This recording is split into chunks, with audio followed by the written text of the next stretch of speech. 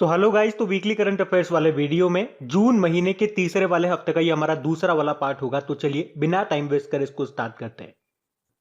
तो आपको बताना है कि अभी किस राज्य ने सीएम राइज योजना की घोषणा की है। तो आंसर होगा मध्य प्रदेश ने। और इस योजना का उद्देश्य क्या है?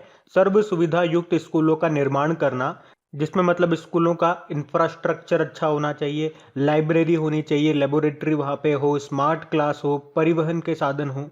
और इस तरह से 9,200 स्कूल खोले जाएंगे इस योजना के अंतर्गत। मतलब हर क्षेत्र में गुणवत्ता वाली शिक्षा, क्वालिटी एजुकेशन प्रदान करना ही इसका उद्देश्य है। असम की बात करेंगे, मुख्यमंत्री शिशु सेवा योजना इन्होंने शुरू की थी। हिमाचल प्रदेश ने अभी पर्वत धारा योजना शुरू की जल संरक्षण के लिए। छत्तीसगढ़ ने महतारी दुलार योजना शुरू की थी। मध्य प्रदेश की कैपिटल भोपाल है। यहाँ के मुख्यमंत्री शिवराज सिंह चौहान है और गवर्नर कौन है? आनंदीबेन पटेल। और यहाँ के नए चीफ जस्टिस का नाम क्या है? मोहम्मद रफीक। फिर बताइए, अभी ऑटिस्टिक प्राइड डे कब मनाया गया? तो आंसर होगा 18 जून को। तो लोगों में ऑटिज्म के बारे में जागरूकता पैदा करने के लिए हर साल 18 जून को यह ऑटिज्म प्राइड डे के रूप में मनाया जाता है। अच्छा, एक वर्ल्ड ऑटिज्म अवेयरनेस डे भी होता है, वो हम 2 अप्रैल को मनाते हैं, वो भी ध्यान रखना। फिर बताइए, हाल ही में जारी ग्लोबल पीस इंडेक्स 2021 में सबसे शांतिपूर्ण देश कौन सा है? तो आंसर होगा आइसलैंड। अच्छा, इस वैश्विक शांति सूचकांक को जारी कौन करता है? तो आंसर होगा institute for economic and peace Sydney. ये इसका 15वां संस्करण है। और आइसलैंड जो है ये 2008 से दुनिया का सबसे शांतिपूर्ण देश बना हुआ है, जबकि अफगानिस्तान को लगातार चौथे साल दुनिया का सबसे कम शांतिपूर्ण देश बताया गया। भारत की बात करेंगे तो भारत 135वां सबसे शांतिपूर्ण देश है और दक्षिण एशिया में 5वें नंबर पर है। और एशिया क्षेत्र में बात करेंगे तो सबसे शांतिपूर्ण देश भूटान को बताया है, फिर नेपाल को बताया, फिर बांग्लादेश को बताया, फिर श्रीलंका, और फिर नंबर आता है भारत का। और भारत के बाद आता है पाकिस्तान। अच्छा, आप तो ये बताओ, अंतरराष्ट्रीय शांति दिवस कब मनाया जाता है? तो याद रखना 21 सितंबर को मनाया जाता है। और जब जीवन में शांति होगी तो आप प्रसन्न रहेंगे, खुश रहेंगे। तो इसी बात पे बता दो, वर्ल्ड हैप्पीनेस डे कब मनाया जाता है? कमेंट बॉक्स में टाइप करके बताओ। बताइए, हाल ही में किसे वर्ल्ड ट्रेड ऑर्गेनाइजेशन में भारत के स्थायी मिशन के काउंसलर नियुक्त किया गया? तो आंसर होगा आशीष चांदोरकर को। तो अभी भारत सरकार ने आशीष चांदोरकर को वर्ल्ड ट्रेड ऑर्गेनाइजेशन में भारत के स्थायी मिशन में 3 सालों के लिए काउंसलर नियुक्त किया है। और ये पहला मौका होगा जब किसी निजी व्यक्ति को इस पद पर नियुक्त किया गया। बाकी देखो, अब्दुल्ला शाहिद, ये वैसे तो मालदीव के विदेश मंत्री हैं और अभी इनको यूनाइटेड नेशन जनरल असेंबली में 76th सेशन का अध्यक्ष बनाया गया है। और रेबेका की बात करेंगे तो अंकटाड की पहली महिला महासचिव बनी है। ये अंकटाड मतलब United nation conference on trade and development, जिसका हेडक्वार्टर है जेनेवा स्विट्जरलैंड में। डॉक्टर पैट्रिक अमोत की बात करेंगे तो वर्ल्ड हेल्थ ऑर्गेनाइजेशन के कार्यकारी बोर्ड के ये अध्यक्ष बने हैं। बाकी वर्ल्ड ट्रेड ऑर्गेनाइजेशन, इसकी स्थापना होती है 1995 में। जेनेवा स्विट्जरलैंड में हेडक्वार्टर हो गया इसका। और सबसे इंपॉर्टेंट, इसकी पहली महिला डायरेक्टर जनरल का नाम क्या है? नागोजी ओंकाजा इवेला। ये नाइजीरिया से है। इसमें टोटल मेंबर कंट्री 164 है और 164th नंबर का कौन सा है? अफगानिस्तान। अच्छा, फिर बताइए, हाल ही में जारी विश्व प्रतिस्पर्धात्मक सूचकांक में भारत किस स्थान पर रहा? तो आंसर होगा 43 नंबर पर रहा। इसको इंग्लिश में बोलेंगे वर्ल्ड कॉम्पिटिटिवनेस इंडेक्स। और इसको जारी किया प्रबंधन विकास संस्थान ने, यानी कि institute of management and development ने। और इसमें भारत 64 देशों में से 43 नंबर पे रहा है। टॉप पे स्विट्जरलैंड है, सेकंड पे स्वीडन है और तीसरे पे है डेनमार्क। अच्छा, बाकी वर्ल्ड गिविंग इंडेक्स 2021 की बात करेंगे तो भारत उसमें 14th नंबर पे था। टॉप पे इंडोनेशिया था। ग्लोबल जेंडर गैप इंडेक्स आया था 2021 वाला, उसमें भारत 140वें नंबर पे था। टॉप पे आइसलैंड था। और ग्लोबल हंगर इंडेक्स की बात करेंगे तो उसमें भारत 94 नंबर पे था। फिर बताइए, हाल ही में किस भारतीय मूल के अमेरिकन रसायनज्ञ को यूरोप का सबसे प्रतिष्ठित अवार्ड, जिसे कहते हैं यूरोपियन इन्वेंटर अवार्ड 2021 दिया गया? तो आंसर होगा सुमित्रा मित्रा को। तो यूरोपियन इन्वेंटर अवार्ड 2021 इसको कहते हैं। ये यूरोप का सबसे प्रतिष्ठित अवार्ड है जो दिया गया अभी सुमित्रा मित्रा को। ये एक डेंटिस्ट है और इन्होंने दांतों को मजबूत करने में नैनो टेक्नोलॉजी का जो उपयोग किया है, उसी के लिए इनको मिला ये सम्मान। बाकी हेमंत कुमार पांडे, डीआरडीओ ने हेमंत कुमार पांडे को साइंटिस्ट अवार्ड दिया था, आपको याद होगा। और इसरो के चीफ कौन है? के शिवन है, उनको मिला था वॉन कर्मन पुरस्कार। बाकी CNR राव अंतरराष्ट्रीय एनी पुरस्कार मिला, इसे ऊर्जा के क्षेत्र में नोबेल पुरस्कार कहते हैं। बाकी रणजीत सिंह डिसाले 2020 में ग्लोबल टीचर अवार्ड पाने वाले पहले भारतीय बने थे ये। अभी वर्ल्ड बैंक के शिक्षा सलाहकार के रूप में इनको नियुक्त किया गया है। कुछ और नाम मैं आपको बताता हूँ, आप ध्यान रखें उसको। जैसे कि आपसे पूछा जाए 2021 का खाद्य पुरस्कार किसे मिला, तो शकुंतला हरिके सिंह को। अंतरराष्ट्रीय रेंजर पुरस्कार मिला था अभी महेंद्र गिरी को। ये राजाजी जो नेशनल पार्क है उत्तराखंड में, वहां पे रेंजर हैं ये। और छत्तीसगढ़ वीरनी पुरस्कार दिया गया था दूती चंद को। बाकी 51वां दादा साहब फाल्के पुरस्कार किसको मिला, रजनीकांत को मिला है। और आपसे पूछा जाए कि वाइल्ड इनोवेटर अवार्ड पाने वाली पहली भारतीय कौन बनी, तो कृति करंत बनी है। और सबसे इंपॉर्टेंट व्हीटली अवार्ड 2021, जिसे ग्रीन ऑस्कर भी कहते हैं, ये दिया गया नुक्लू फॉर्म को जो कि नागालैंड के हैं, और अमूर फॉल्कन के संरक्षण के लिए मिला इनको ये सम्मान। और मिस यूनिवर्स 2020 का खिताब किसने जीता, एंड्रिया मेजा ने। मेजा आ गया इनको, मेक्सिको से ये याद रखना। फिर बताइए, हाल ही में अमेरिकी data intelligence firm morning consult के अनुसार ग्लोबल लीडर्स की रैंकिंग में टॉप पे कौन है, तो आंसर होगा नरेंद्र मोदी। तो ग्लोबल लीडर्स की रैंकिंग आई है अभी, जिसे किसने निकाला है, यूएसए की एक डेटा इंटेलिजेंस फर्म है मॉर्निंग कंसल्ट, उसने। और उसने कहा कि पूरे विश्व में सबसे फेमस हैं भारतीय प्रधानमंत्री नरेंद्र मोदी, है ना। आपको याद होगा कुछ समय पहले फॉर्च्यून की वर्ल्ड के टॉप 50 ग्रेटेस्ट लीडर 2021 की सूची आई थी, जिसमें टॉप पे थी न्यूजीलैंड के प्रधानमंत्री जेसिंडा अर्डन।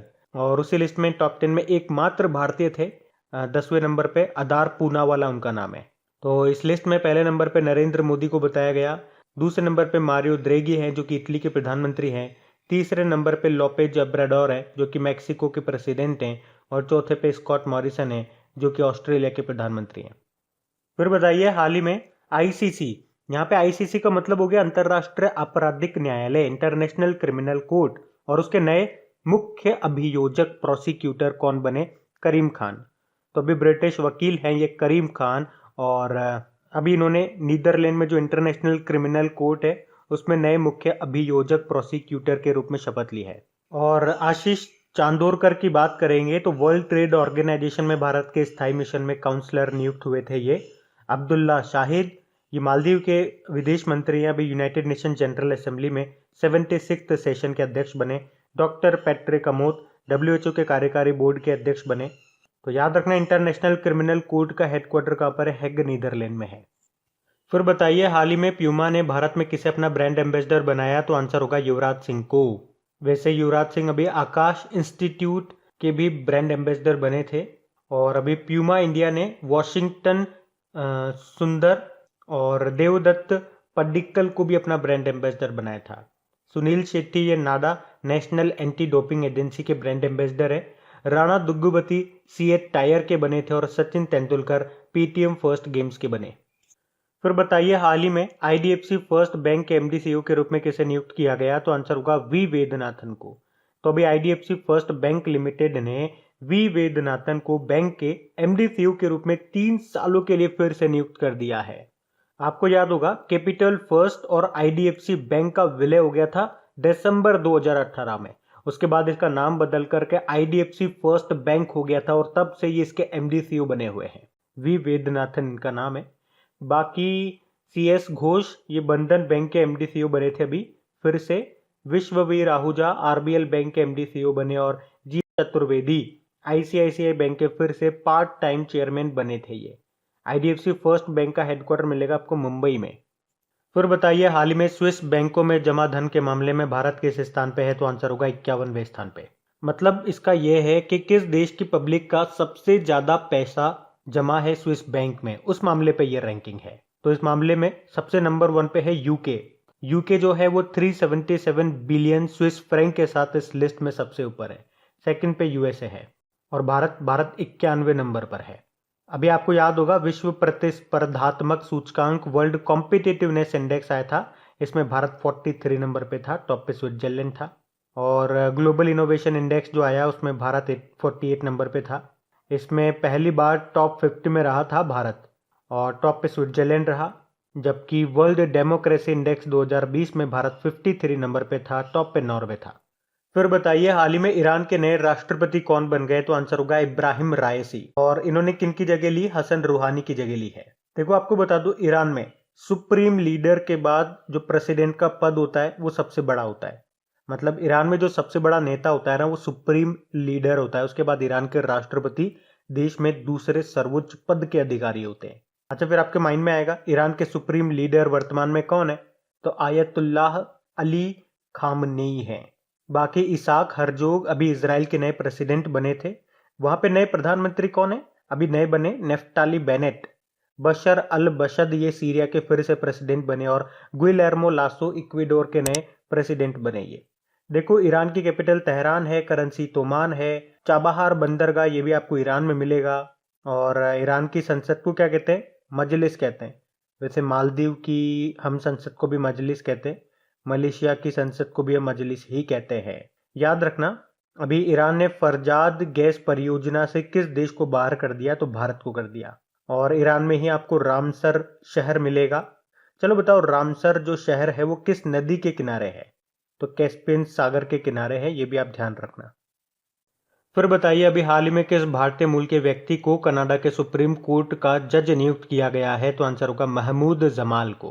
तो कनाडा के जो प्रधानमंत्री हैं जस्टिन ट्रूडो, उन्होंने देश के सुप्रीम कोर्ट में पहले अश्वेत व्यक्ति और भारतवंशी महमूद जमाल को जज के रूप में नामित किया है। बाकी करीम खान, ये ब्रिटिश वकील हैं करीम खान, और अभी ये इंटरनेशनल क्रिमिनल कोर्ट में नए मुख्य अभियोजक प्रोसिक्यूटर बने थे। अरुण कुमार सिंह बीपीसीएल यानी कि भारत पेट्रोलियम कॉरपोरेशन लिमिटेड के सीएमडी बने। कृति करंट ये वाइल्ड इनोवेटर अवार्ड जीतने वाली पहली भारतीय बनी। कनाडा की कैपिटल ओटावा है, करेंसी कैनेडियन डॉलर है, प्रधानमंत्री जस्टिन ट्रूडो हैं। याद रखना, अगर आपसे पूछा जाए कि किस देश की सबसे लंबी तटीय सीमा रेखा है, तो आंसर होगा कनाडा। और कनाडा और यूएसए के बीच में जो बॉर्डर लाइन है उसको बोलते हैं 49th पैरेलल। अच्छा, भारत में किस राज्य की सबसे लंबी तटीय सीमा रेखा है? तो गुजरात की है।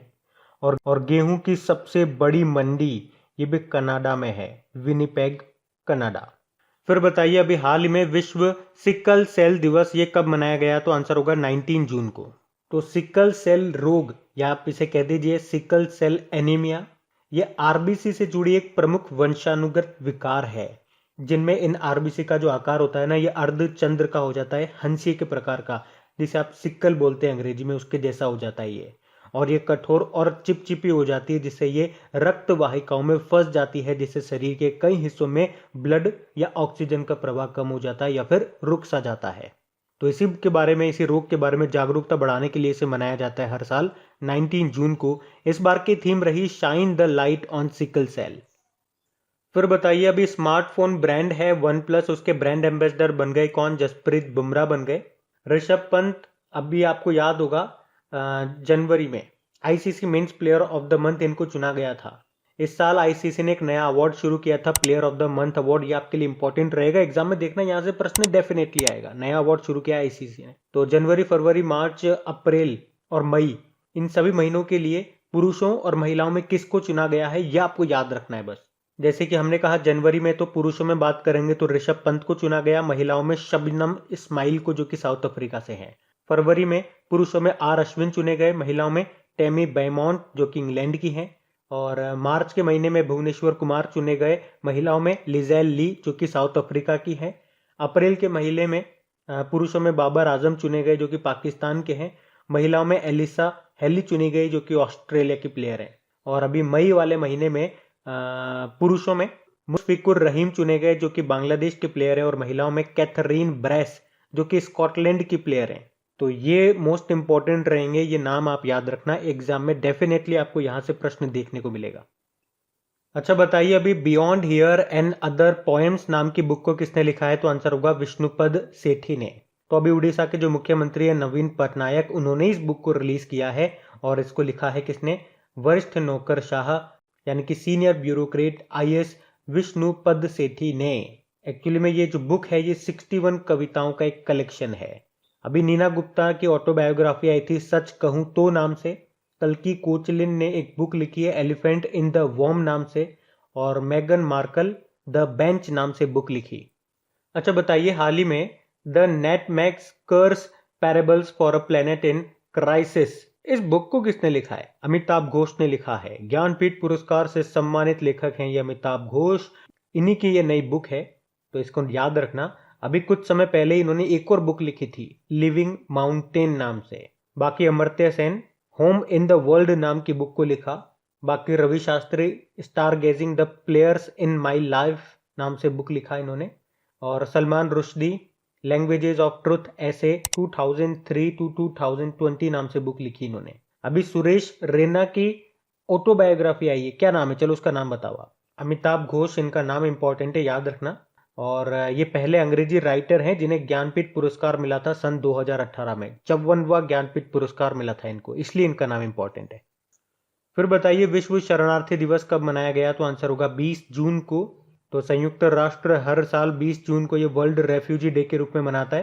पहली बार इसे सन 2001 में मनाया गया था। इस बार इसकी थीम रही together we heal learn and shine. फिर बताइए हाल ही में किस भारतीय राज्य ने आंध्र प्रदेश सरकार की प्रमुख योजना है नाडू नेडू योजना, उसको अपनाने का फैसला किया, तो आंसर होगा तेलंगाना। तेलंगाना सरकार ने अभी आंध्र प्रदेश सरकार की जो प्रमुख योजना है नाडू नेडू योजना, उसको अपनाने का फैसला किया है। अच्छा, है क्या ये नाडू नेडू योजना?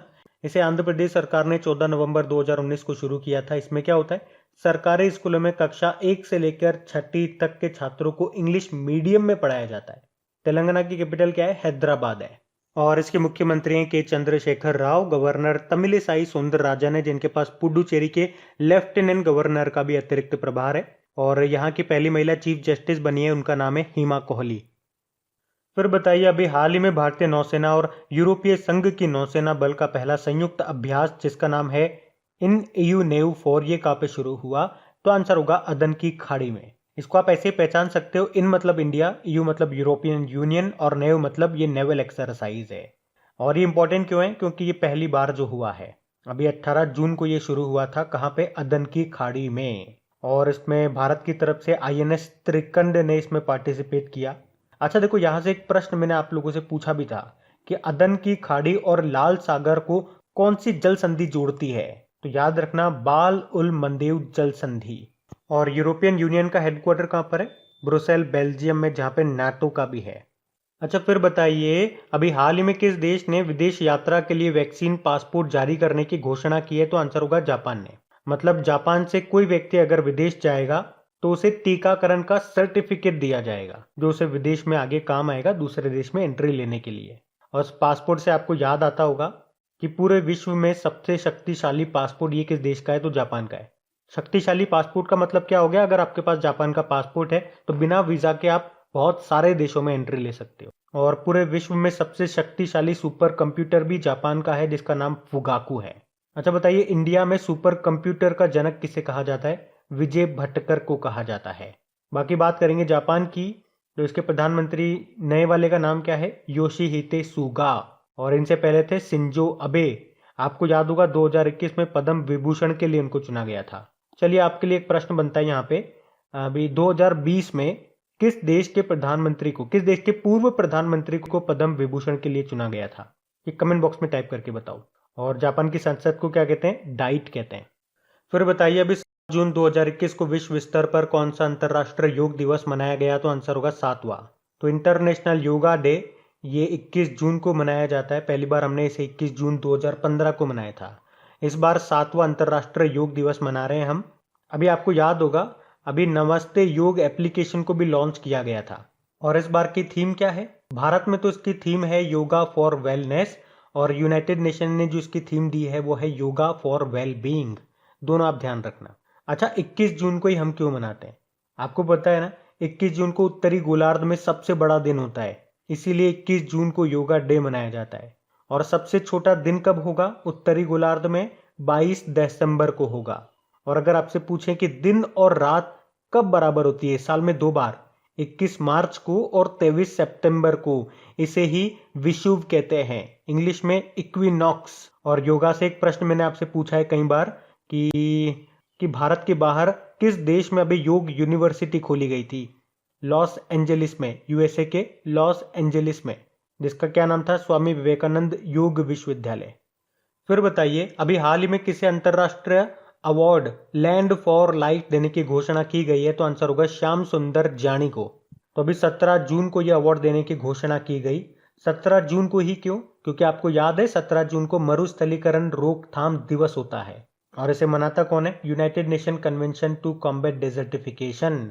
और इसी के द्वारा ही हर 2 साल में ये लैंड फॉर लाइफ अवार्ड दिया जाता है। और क्यों दिया जाता है? भूमि संरक्षण के लिए। इस बार ये दिया जाएगा श्याम सुंदर जानी को। ये राजस्थान के श्री गंगानगर से हैं। और क्यों मिल रहा है इनको ये अवार्ड? तो राजस्थान में पश्चिमी जो मरुस्थल है वहां पे वृक्षारोपण को बढ़ावा देने के लिए इनको ये सम्मान मिल रहा है। अच्छा, अभी जो विश्व मरुस्थलीकरण रोकथाम दिवस हमने मनाया, उसकी थीम क्या थी? Restoration land recovery. ये ध्यान रखना। बाकी नुक्लू फॉर्म कई बार बता चुका हूं मैं आपको, अब तो याद हो गया होगा। विटली अवार्ड 2021 मिला, जिसे ही ग्रीन ऑस्कर कहते हैं। नागालैंड के हैं ये नुक्लू फॉर्म, और ये पहले भारतीय हैं ये सम्मान पाने वाले, ये पुरस्कार पाने वाले। अमूर फॉल्कन के संरक्षण के लिए मिल रहा है इनको ये सम्मान। सुष्मिता लेंका पेंगोलिन के संरक्षण के लिए एशिया पर्यावरण परिवर्तन पुरस्कार दिया गया। महेंद्र गिरी अंतरराष्ट्रीय रेंजर अवार्ड मिला इनको। राजाजी नेशनल पार्क में रेंजर हैं ये, और राजाजी नेशनल पार्क कहाँ है? उत्तराखंड। फिर बताइए, अभी मिल्खा सिंह का निधन हो गया। किस खेल से संबंधित थे ये? एथलीट थे ये। और देखिए, यहाँ से जो भी इंपॉर्टेंट क्वेश्चन बन सकते हैं सारे मैं आपको बता देता हूँ। अभी इनका निधन हो गया कहाँ पे? चंडीगढ़ में। 91 वर्ष की उम्र में इनका निधन हुआ है। और वैसे इनका जन्म हुआ कहाँ पे था? गोविंदपुरा में हुआ था, जो कि वर्तमान में पाकिस्तान में आता है। ये विभाजन के समय भारत आ गए थे, फिर ये सेना में शामिल हो गए और फिर ये एथलीट बन गए। इतना तो आपने मूवी से भी देख लिया होगा। बाकी जो आपको ध्यान रखने वाली बात है वो है, इन्होंने 1958 में कॉमनवेल्थ गेम्स में गोल्ड मेडल जीता था। और 1958 में एशियन गेम्स में भी 2 गोल्ड मेडल जीते थे इन्होंने। और 1962 के एशियन गेम्स में भी 2 गोल्ड मेडल इन्होंने जीते थे। और इनको पद्मश्री कब मिला था? 1959 में मिल गया था। अच्छा, इनको फ्लाइंग सिख के नाम से जाना जाता है ना? किसने कहा था इनको फ्लाइंग सिख? तो 1960 में जब ये पाकिस्तान में रेस के लिए गए थे, जब इनको बुलाया गया था और वहां पे आपने पिक्चर में देखा ये जीत गए थे, तो पाकिस्तान में उस समय के जो प्रेसिडेंट थे अयूब खान, उन्होंने ही इनको फ्लाइंग सिख कहा था। अच्छा, इनकी बायोग्राफी का नाम क्या है? ऑटोबायोग्राफी है इनकी, जिसका नाम है the race of my life. याद रखना ये। और इनकी वाइफ का नाम क्या है? निर्मला कौर। इनका नाम न्यूज में भी था क्योंकि इनका भी अभी निधन हो गया। पहले इनकी वाइफ का निधन हुआ, उसके 2-4 दिन बाद ही इनका भी निधन हो गया था। इनकी जो वाइफ थी ना, निर्मला कौर, ये इंडिया की वॉलीबॉल टीम की कप्तान थी। तो ये ध्यान रखना आप। जो भी कुछ मोस्ट इंपॉर्टेंट क्वेश्चन बन सकते थे मैंने आपको बताने की कोशिश की है। बाकी देखो, डिंको सिंह का भी अभी निधन हो गया था। इनका संबंध किससे था? मुक्केबाजी से, मणिपुर से थे ये। बाकी सूरत सिंह का भी निधन हो गया। याद करो, 1951 में जो पहला एशियाई खेल हुआ था ना, उसमें मैराथन दौड़ने वाले थे ये पहले भारतीय। सूरत सिंह इनका नाम है। निधन हो गया इनका भी अभी। अच्छा, फिर बताइए, अभी हाल ही में किसने फ्रेंच ग्रैंड प्री 2021 जो फॉर्मूला 1 रेस है उसको जीता? तो आंसर होगा मैक्स वर्स्टपन ने। और मैक्स वर्स्टपन से याद रखो इनकी नेशनलिटी है, ये है कहाँ से? ये नीदरलैंड से हैं। और किस कार कंपनी की ये गाड़ी चलाते हैं? तो रेड बुल के ये ड्राइवर है। फर्स्ट नंबर पे मैक्स वर्स्टपन रहे, सेकंड पे लुइस हैमिल्टन रहे जो कि ब्रिटेन से है और मर्सिडीज के ड्राइवर है। तीसरे पे रहे सर्जियो पेरेज जो कि मैक्सिको से हैं और रेड बुल के ड्राइवर हैं। और देखो, अभी तक जितनी भी आपकी ये फॉर्मूला 1 रेसेस हो चुकी है, टोटल 8 हो चुकी है। 8 2021 में। और इसकी क्विज भी आपकी अपलोड कर दी गई है। कहाँ पे? आपकी क्रैक एग्जाम एप्लीकेशन में। तो वहां जाके वो क्विज जरूर लगा लेना। और उसी तरह से जो ये आप करंट अफेयर्स भी पढ़ रहे हो, चाहे डेली वाले हो गए, वीकली वाले हो गए या मंथली वाले हो गए, इनकी क्विज भी आपको वहीं पे मिल जाएगी।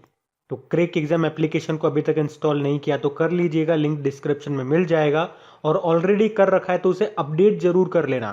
प्ले स्टोर में जाकर के चेक कर लो, अगर वो अपडेट मांग रही है तो उसे अपडेट जरूर कर लो, क्योंकि कुछ नए फीचर ऐड हुए हैं।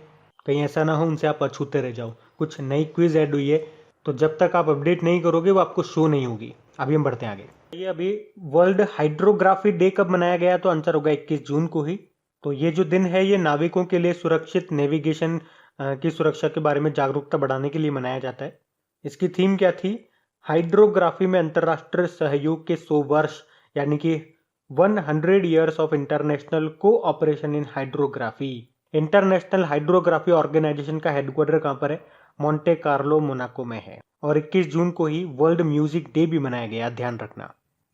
बताइए, अभी किस भारतीय जहाज को सर्वश्रेष्ठ जहाज का खिताब मिला है? आईएनएस सह्याद्री को। तो अभी फ्लीट अवार्ड्स फंक्शन 2021 में भारतीय नौसेना के सह्याद्री को बेस्ट शिप का खिताब दिया गया, जबकि आईएनएस कामोटा को मोस्ट स्पिरिटेड शिप का खिताब मिला है, और जबकि आईएनएस किल्टन और आईएनएस खुकरी ने बेस्ट कॉर्वेट ट्रॉफी जीती है। आईएनएस राजपूत के बारे में हमने पढ़ा था, भारत का पहला विध्वंसक जहाज था, डेस्ट्रॉयर था, अभी डिकमीशन कर दिया गया इसको। बताइए अभी किसे विश्व बैंक और आईएमएफ के द्वारा उच्च सलाहकार समूह का सदस्य नामित किया गया? तो आंसर होगा मोंटेक अहलूवालिया। तो योजना आयोग के पूर्व उपाध्यक्ष हैं ये मोंटेक अहलूवालिया, जिनको अभी वर्ल्ड बैंक और इंटरनेशनल मॉनेटरी फंड के द्वारा गठित एक उच्च स्तरीय सलाहकार समूह का सदस्य नामित किया गया है। इस समूह में आपको गीता गोपीनाथन भी मिलेंगी, जो कि आईएमएफ में चीफ इकोनॉमिस्ट हैं। और इस समूह का गठन वर्ल्ड बैंक और आईएमएफ ने कोविड-19 महामारी और जलवायु परिवर्तन से उत्पन्न दोहरे संकट के कारण किया था। बाकी वीनू माकंड अभी आईसीसी हॉल ऑफ फेम में शामिल होने वाले 7वें नंबर के भारतीय बने थे। Vaishali Hiwase border road organisation की पहली महिला कमांडिंग ऑफिसर बनी है, और डेबी हैवेट फुटबॉल एसोसिएशन की पहली महिला अध्यक्ष बनी है। फिर बताइए हाल ही में जारी ईज ऑफ लिविंग इंडेक्स 2020 में भारत का सबसे रहने योग्य शहर कौन सा है? तो आंसर होगा बेंगलुरु। तो centre for science and environment के द्वारा जारी ईज ऑफ लिविंग इंडेक्स 2020 में बेंगलुरु को भारत के सबसे रहने योग्य शहर के रूप में नामित किया गया। सेकंड पे चेन्नई है और तीसरे में है Shimla. Ease of living index 2020 ये इसका दूसरा संस्करण है, पहला लॉन्च हुआ था 2018 में, ध्यान रखना। अच्छा बताइए अभी हाल ही में किस देश में दुनिया का तीसरा सबसे बड़ा हीरे की खोज की गई? ये अफ्रीका में है, बोत्सवाना, और अभी यहीं पे 1098 कैरेट के हीरे की खोज की गई, और ऐसा माना जा रहा है कि ये दुनिया में खनन किया जाने वाला रत्न गुणवत्ता वाला तीसरा सबसे बड़ा हीरा है। वैसे आपको बता दूं 1905 में अब तक का खोजा गया सबसे बड़ा हीरा था, जो साउथ अफ्रीका में मिला था। कितने कैरेट का? 3106 कैरेट का, जिसका नाम था कलिनन पत्थर। इसके बाद 2015 में बोत्सवाना में ही 1109 कैरेट का एक हीरा खोजा गया था, जिसका नाम था लेसेडी ला रोना। अच्छा, बोत्सवाना की कैपिटल क्या होती है? गैबेरोन इसकी कैपिटल होती है। और बोत्सवाना में आपको एक मरुस्थल भी मिलेगा, कालाहारी मरुस्थल। और याद रखना बुशमैन जो जनजाति है वो इसी मरुस्थल में रहती है। जबकि दुनिया की सबसे छोटे कद की जनजाति है कौन सी? पिग्मी जनजाति, जो कांगो में रहती है। अच्छा चलिए, कांगो से आपको याद आता होगा वो कौन सी नदी है जो भूमध्य रेखा को 2 बार काटती है? तो कांगो नदी काटती है। और आपसे पूछा जाए कि भूमध्य रेखा यानी कि जो आपकी इक्वेटर है ये किस झील के मध्य से निकलती है? तो विक्टोरिया लेक। बाकी अगर आपसे पूछे कि कौन सी नदी है जो मकर रेखा को 2 बार काटती है? लिम्पोपे नदी। और कौन सी नदी है जो कि कर्क रेखा को 2 बार काटती है? माही नदी। ये भी आप ध्यान रखें, स्टैटिक के प्रश्न हैं ये, काफी इंपॉर्टेंट। फिर बताइए अभी किस राज्य सरकार ने मुख्यमंत्री महिला उद्यमी योजना को शुरू किया? तो आंसर होगा बिहार ने। तो बिहार के जो मुख्यमंत्री है ना, नीतीश कुमार, उन्होंने राज्य की महिलाओं और युवाओं के बीच में उद्यमिता को बढ़ावा देने के लिए अभी 2 योजनाओं को शुरू किया।